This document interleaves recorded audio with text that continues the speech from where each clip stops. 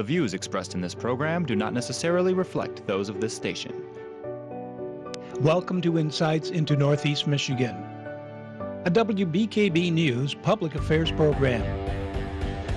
Insights deals with the issues affecting those in the community, as well as Northeast Michigan and the state. And now, Insights into Northeast Michigan. Good morning, everyone, and welcome to Insights into Northeast Michigan. I'm Lindsay DeLucia. Today we're here talking about Sunrise Mission, a homeless shelter here in town, and I'm here with John Ritter and Leslie Sheen, the Director and Assistant Director of Sunrise Mission. So thank you so much for joining us today. Thank you for having us. Of course. And so if you could first start off by telling me a little bit about the history of Sunrise Mission. The mission got started in approximately 1989. And I think the state recognized there was a homeless problem in Alpena, and a bunch of the churches got together. When it first started out, it was in people's homes for a while, and then it was incorporated, and then about 1995 we bought the building on Chisholm Street where we are now. Okay, and so you guys have made a lot of changes since then. I understand you're a faith-based organization. That is correct. Okay, Yes. so tell me a little bit more about how you kind of run the shelter. When an individual would come in who was homeless, they'd come to the door and tell us that they're homeless, at which point we would take them in, and they would stay there as they work on whatever the issues are that created their homelessness. Okay, so tell me some of the things that they would do. I know that you said they had to, they only have a certain amount of time that they can stay there, correct? That is correct. So what are some things that they would do in their time there? Well, they might job search, might apply for Social Security, may go to substance abuse treatment programs, parenting classes, budgeting classes, go back to college, go to high school, so quite a variety of things. Mm-hmm. And since being open, what kinds of trends have you seen in the homeless community here in Alpena? Well, back in the beginning, it was mostly single men, and we had a capacity for 12 in the whole building. Mm-hmm. And they had one family room, which doubled as the women's dorm, so if we had a family, we couldn't take women. If we had women, we couldn't take a family. And gradually, it switched from just the single men. The single women kind of caught up on an even level, maybe 60-40 men. And then we started getting more families, and we were seeing the need to have a larger space and more bathrooms. And in 2000, we doubled our size. Added on, went to 25 beds. Okay. And so with all of this work and kind of going back to the beginning of when you guys opened, how did you get these people in the community who may have been dealing with homelessness to come to you? Was there a certain relationship that you had to form? Yes, case managers from a lot of different organizations refer people to us. Northeast Michigan Community Mental Health, Department of Human Services, churches, the prison system are just a few of those who send to us. Churches, of course, also refer to us. Mm-hmm. And maybe over the years, when have you seen the most influx of these people come to you? Well, there's been a steady increase for quite a few years now. Yeah. So we continue to see a few more each year, except for 2013, there were a few less, but mostly we're seeing a steady increase. And why do you think that is? And it's a loaded question, but 2010 was our biggest year, and that was almost 12,000 bed nights. That's one person, okay. one bed, one night. And then it's fluctuated, maybe 1,000 either way. It might go down to 11,000 and maybe 10. Last year was right around 10, which was 28 people a night we averaged. And I'm not sure why it fluctuates. I think it has a lot to do with the economy. There's a lot of reasons people are homeless, and there doesn't seem to be just any one critical theme except lack of income.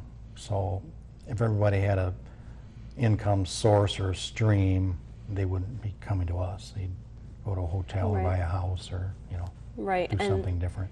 And have these people told you specifically maybe the certain problems they've had or what have led them to encountering this issue? We asked that on the intake form, what brought them to the Right. mission. And that's one of the things that we focus on is why are you here and what were the circumstances?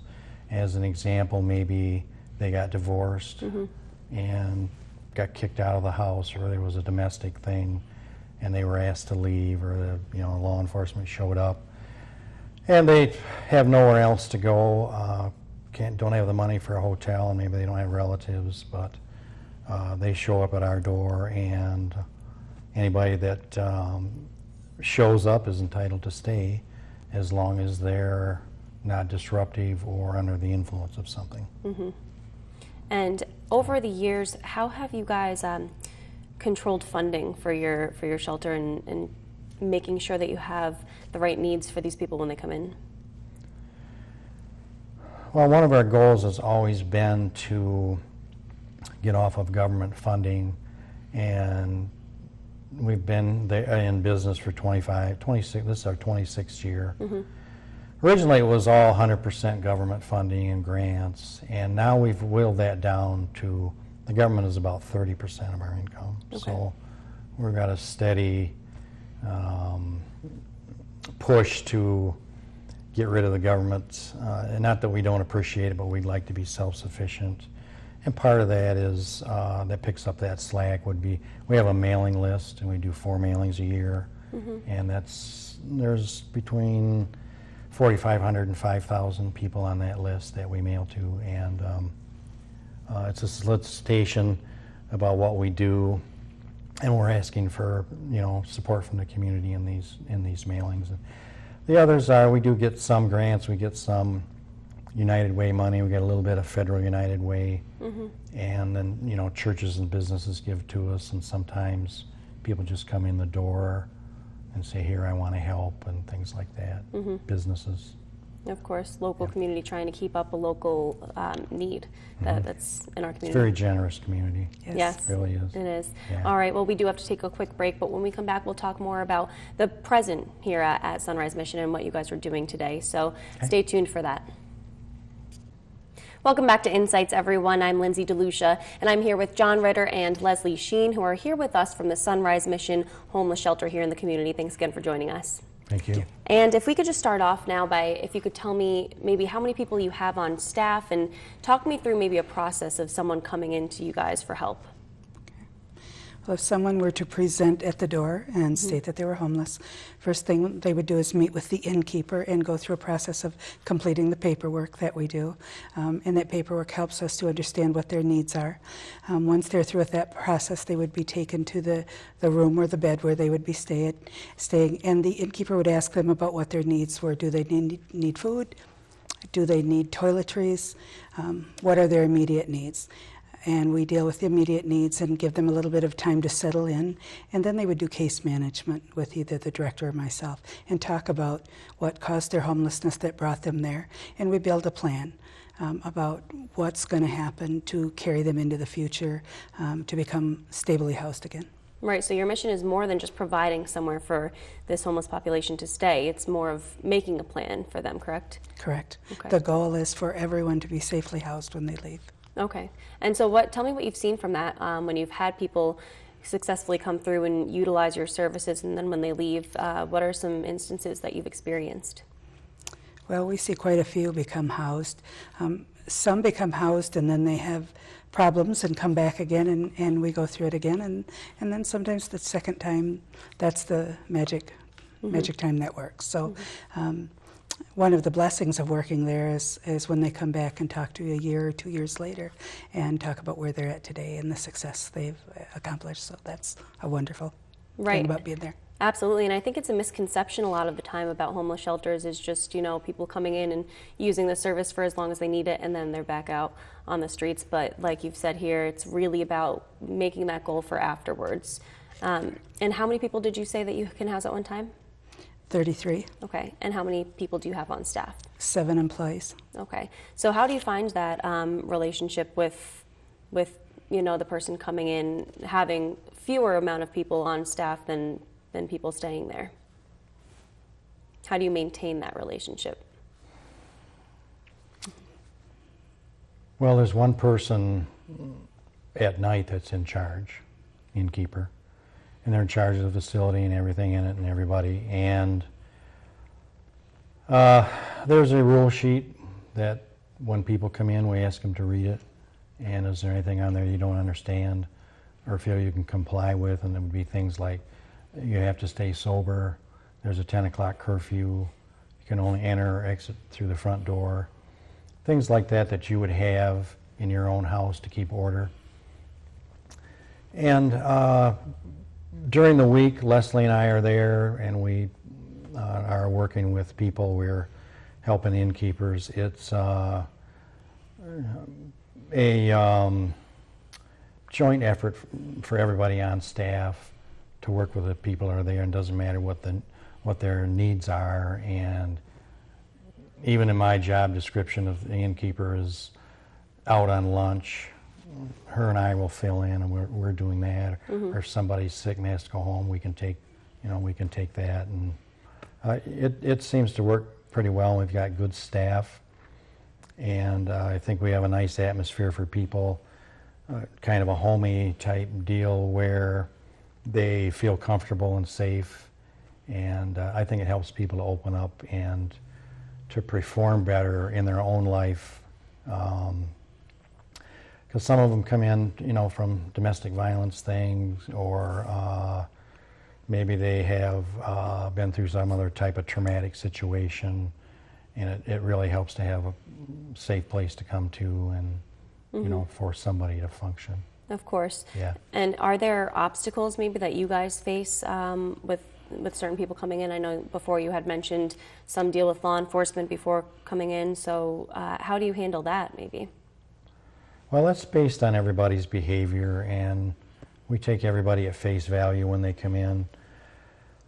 If there's misbehavior, at times, as an example, maybe somebody will come in under the influence, and we have a test for alcohol, we have a test for drugs, so if they're under the influence, most likely they'll be asked to leave. And it's not a permanent thing, but it's a kind of an inroad for us to say, well, if you're dealing with something that's serious enough to give up the roof over your head, you need to take a look at this in your life. And we can steer them to things in the community like 12-step or a counselor, things like that. Sometimes it's a mental health issue, or you never know. Right. And you had talked about before, you've seen this increase actually over the years of people coming to you. How have you seen an increase in the homeless population impact our community here in Alpena? Well, I'm not sure if it has an impact one way or the other. There's 30 or 35 people that are staying right now. There's low 30s. But one of the things that we do for the community is people aren't out on the street. They aren't in the park sleeping. They aren't off in the brush at Island Park, or they aren't under a bridge somewhere, or they aren't knocking on people's doors asking for a handout. And maybe some of them are, but they haven't either found out where we are, or they don't want to come in and abide by the rules. So there's nothing we can do with that. But I think if a person wants to come in and get helped, there's plenty of help at the mission. Of course. And in terms of the community, what can the public maybe do or practice to help you guys or help the homeless community? Well, some of the things would be rethink about attitudes about what a homeless person is. Some of the nicest people I've ever met have come through the mission. And I've had people with all types of educational background. I've had medical doctor, we've had teachers, people with 4-year degrees, and of course construction people and people that own their own business. And a lot of them come in and they say, I never thought that I would be in this situation. Right. So, like the cliche, except for the grace of God, here I go. There's just simply people that, for lack of or poor circumstances, have ended up in a shelter, and it's different for everybody, even though there's repeated things, maybe like substance abuse or domestic violence or divorce. There's just a lot of things that bring people in, and Of course, I think Yeah. that's another misconception is, a lot of people don't think where these people who come to you were before they got in this situation where they had to come. So I think it's a good thing to spread the word about. And we do have to take a quick another break, but we will be back to talk about more of the future plans for Sunrise Mission, so stay tuned for that. Welcome back to Insights into Northeast Michigan, everyone. Thanks for watching. I'm Lindsay DeLucia. Today we're talking about the homeless community here in Alpena and what's being done to help that. So I do have John Ritter and Leslie Sheen here from the Sunrise Mission.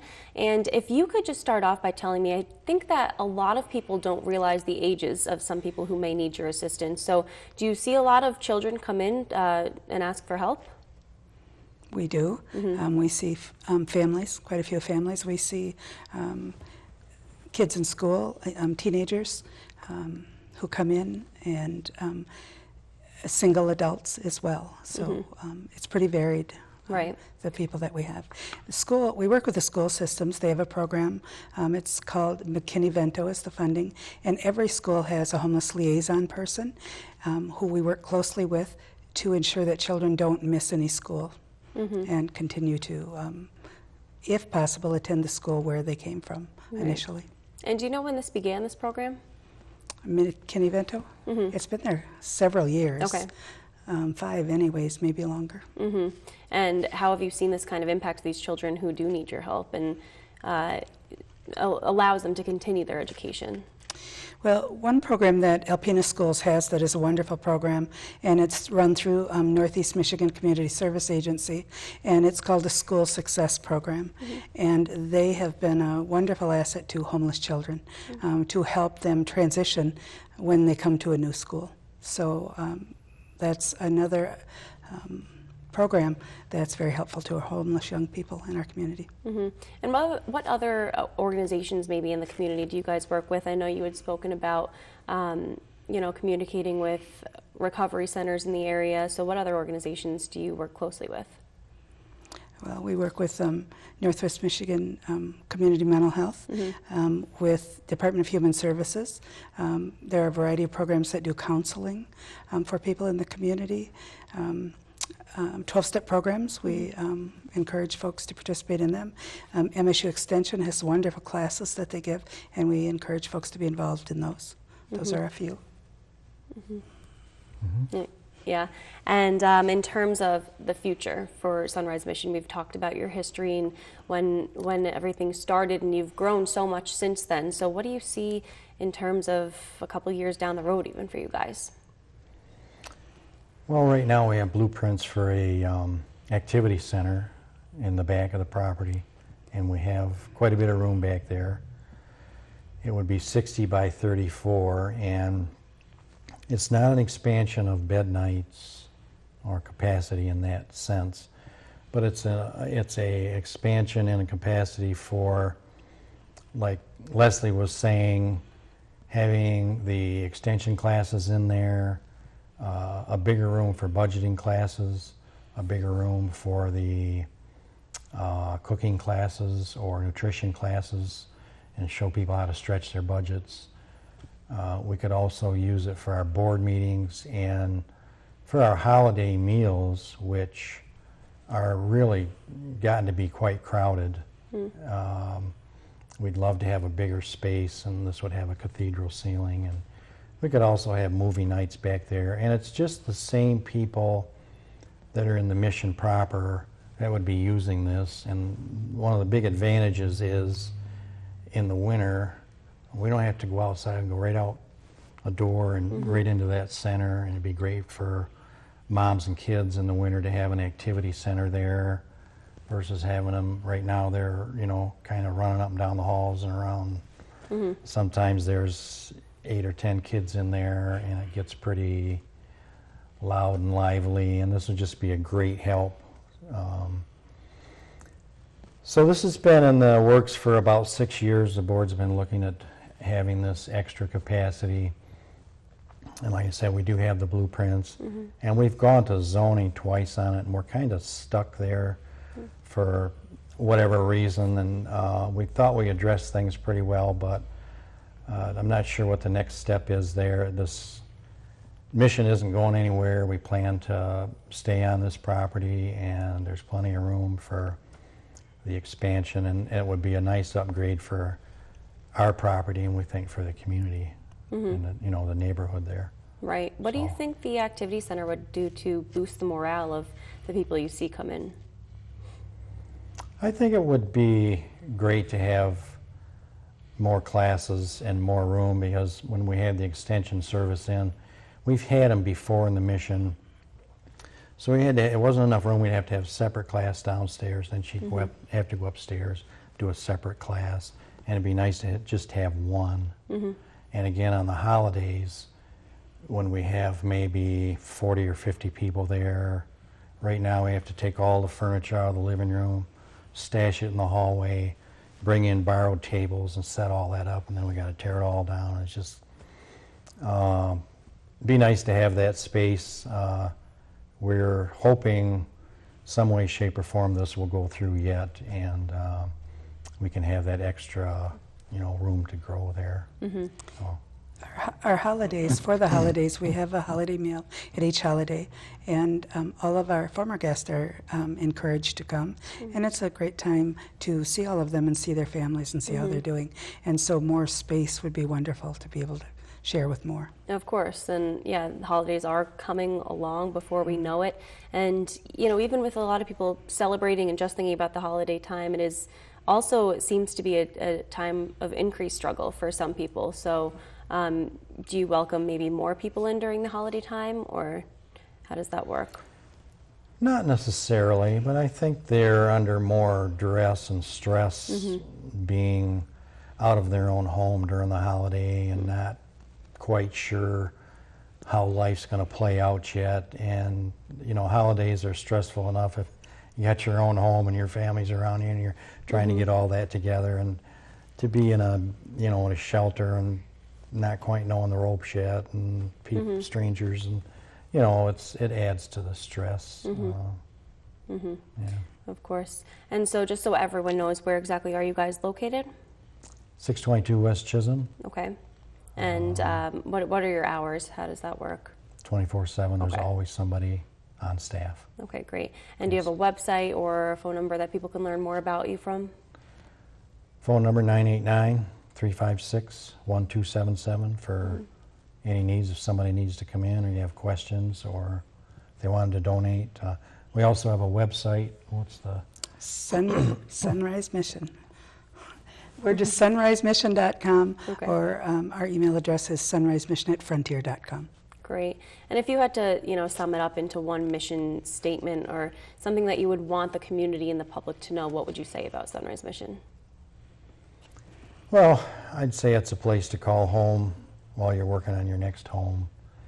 And it's friendly and it's cordial, and there's a lot of help there if you want to come in. And we can't do it for you, but if you want to come in and cooperate and focus on what brought you there, and you have a incentive to improve your own life, things work out. They really do. Absolutely. Yeah. And when you come to the mission, there's hope there, hope for a better future for each person who comes. Well, thank you guys so much for joining me and kind of clearing up a lot of the misconceptions about the homeless community and telling us how that's being fixed. So again, we thank you for joining us. Thank you for having us. Thank you. Of course, and thank you so much for tuning in to Insights into Northeast Michigan. Tune in next week again to learn more about what's going on in our community. Insights into Northeast Michigan is produced by WBKB News. If you have any comments, suggestions, or topics you would like to see on a future show, please email WBKB News. This has been a production of Thunder Bay Broadcasting Corporation. All rights reserved. The furniture and set design for this episode of Insights is provided by Young Appliance Art Van Furniture on US 23 South, Alpena.